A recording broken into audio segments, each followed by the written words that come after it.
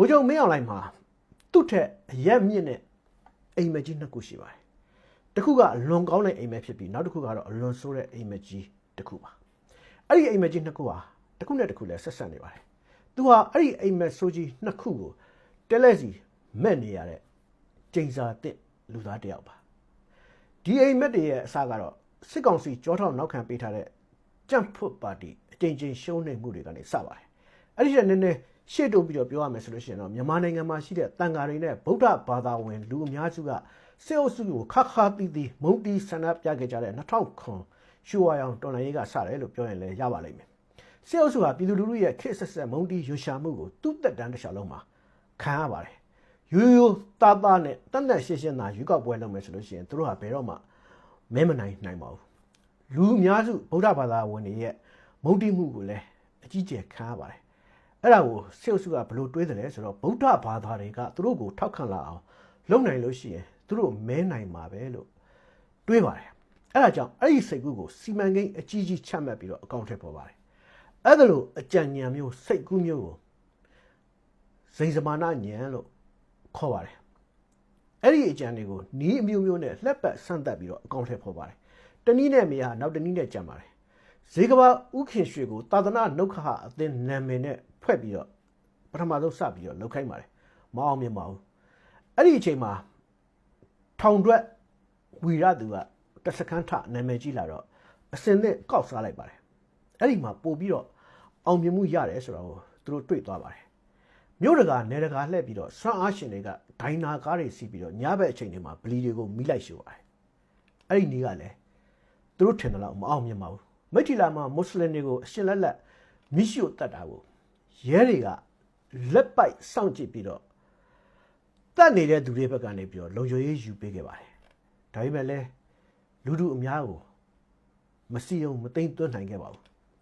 လူတွေကမုံတစ်ထက်မုံယွန်းတစ်ထက်ယွန်းတာကိုခံခဲ့ရပါတယ်အဲ့ဒါကြောင့်အဲ့ဒီထက်ကြီးတဲ့မျိုးကိုရှို့ဖို့ကြံစီလာပါတယ်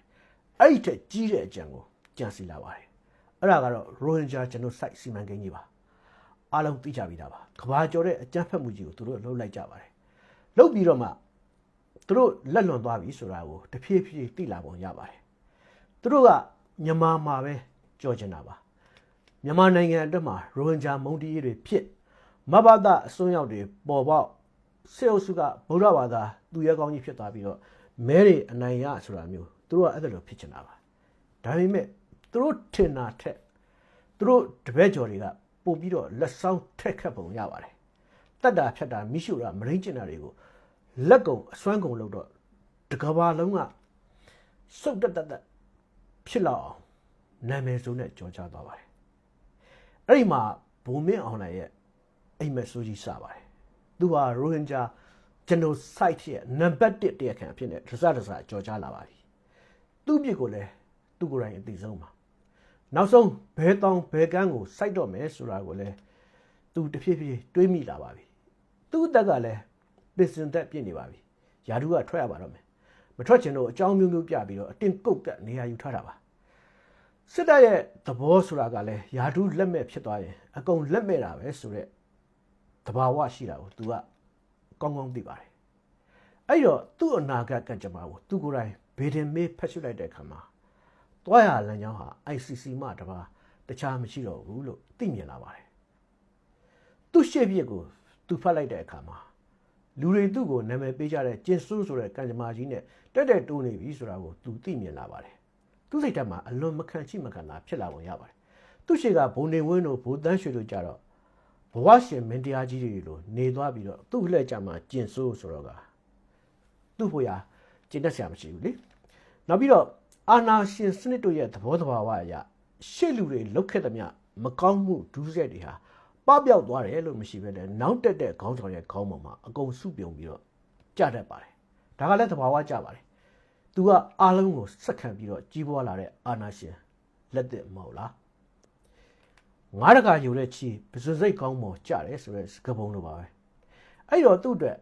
ICC အိမ်မဆိုးကနေပြီးတော့လွတ်မြောက်ရာလမ်းကြောင်းကိုသူရှာပါတယ်အဲ့ဒီမှာသူဟာဦးသိန်းစိန်ကိုတွားမြင်ပါတယ်ဦးသိန်းစိန်ဟာသူ့အတွက်အားကျစရာအိုက်ဒိုကြီးတစ်ခုလို့မြင်ပါတယ်စံပြပုဂ္ဂိုလ်ကြီးသူရဲ့ကောင်းကြီးပေါ့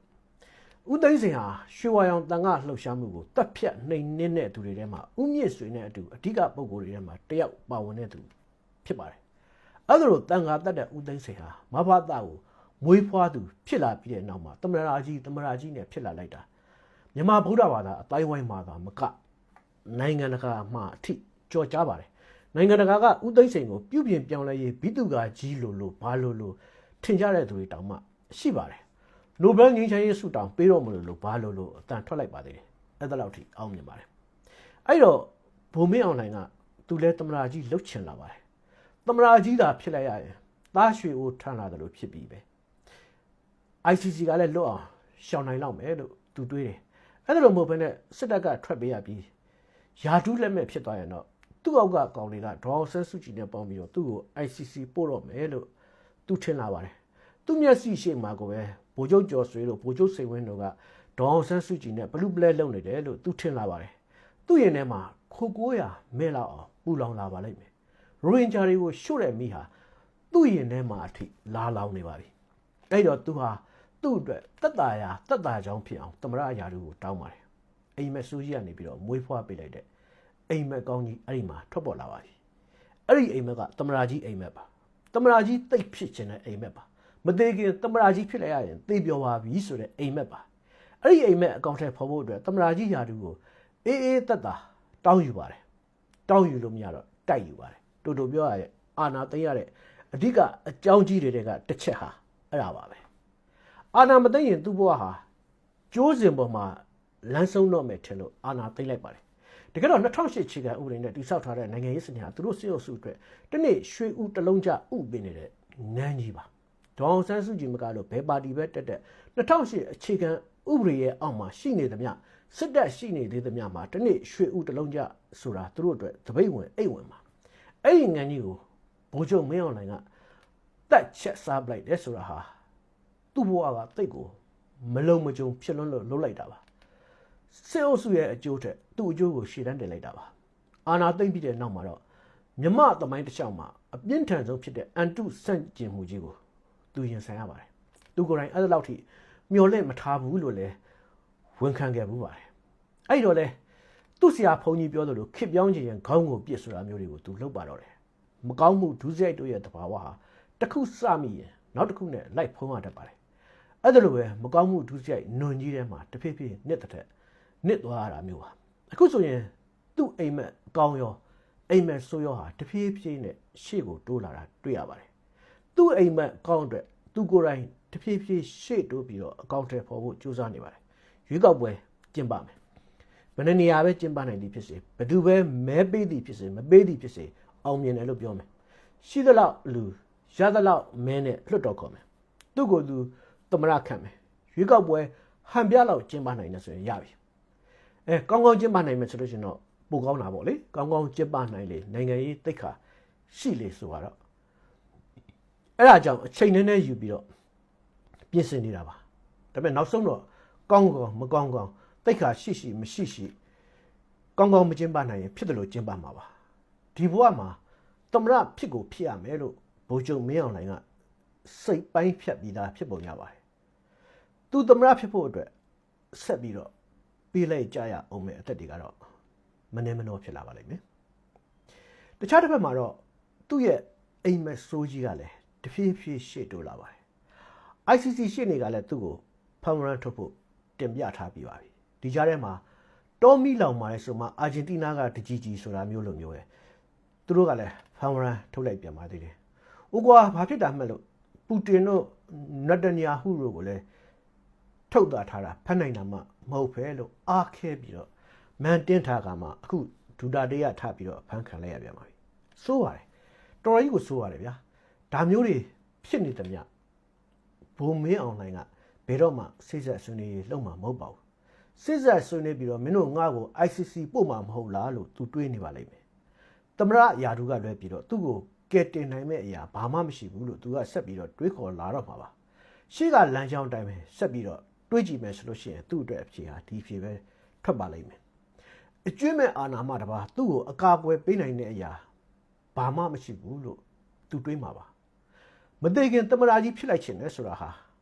သူ့အိမ်မက်ကောင်းတဲ့အိမ်မက်ဆိုး နှစ်မျိုးစလုံးကိုထင်ဟပ်တဲ့စကားလုံးပါတစ်ခုကသေးတာတစ်ခုကသမ္မတကြီးဖြစ်တာအဲ့ဒီသူ့ရဲ့အိမ်မက်ကောင်းတဲ့အိမ်မက်ဆိုးနှစ်မျိုးစလုံးဖြစ်လာနိုင်ပါတယ်